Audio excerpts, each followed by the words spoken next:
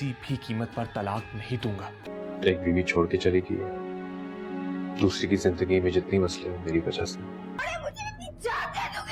अपनी खता की माफी मांग तो रहा हूं।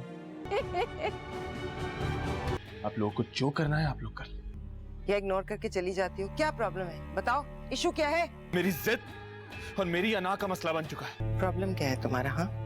क्या प्रॉब्लम है? नूरजहां ड्रामे के आने वाले एपिसोड में आप देखेंगे जब से घर में इतना बड़ा तमाशा हुआ है उसके बाद घर में कोई किसी से बात नहीं कर रहा और नूरजहां के घर में काफी खामोशी सी हो गई है, क्योंकि जो कुछ हुनैन ने किया है उसके बाद से उससे हर कोई नाराज है और यहाँ तक कि नूरजहां भी उससे काफी नाराज होती है, क्योंकि नूरजहां ने कभी भी ऐसा नहीं सोचा था कि हुनैन इस कदर जाकर ये सब कुछ करेगा। नूरजहां ऐसी बात में काफी परेशान रहती है कि अगर नूर बानो ने मेरे हुनैन पर केस कर दिया कि हुनैन भाई ने मुझे जान से मारने की कोशिश की है, तो यहाँ पर अगर हुनैन को जेल होगी तो मैं हुनैन के बिना क्या करूंगी, क्योंकि वही उसका होनहार बेटा है जो उसकी हर बात मानता है और नूरजहां के हर काम हुनैन कर लेता है। लेकिन अगर नूर बानो ने कोई सख्त कदम उठा लिया तो यहाँ पर हुनैन के साथ क्या कुछ हो जाता। इसी वजह से नूरजहां हुनैन को काफी समझाती है कि मैंने तुमसे ये सब कुछ करने के लिए नहीं कहा था, मैंने सिर्फ तुम्हें ये कहा था तुम वहां पर जाकर नूर बानो को धमकी देकर आओ और उसे डराओ ताकि वो तुम्हारी बात सुनकर सहम जाए और जो कुछ भी वो करने जा रही है वो सब कुछ करने से वो रुक जाए। लेकिन हुनैन कहेगा अम्मा वहां पर ऐसी कंडीशन मुझे बिल्कुल भी नजर नहीं आ रही थी, इसी वजह से मुझे मजबूर होकर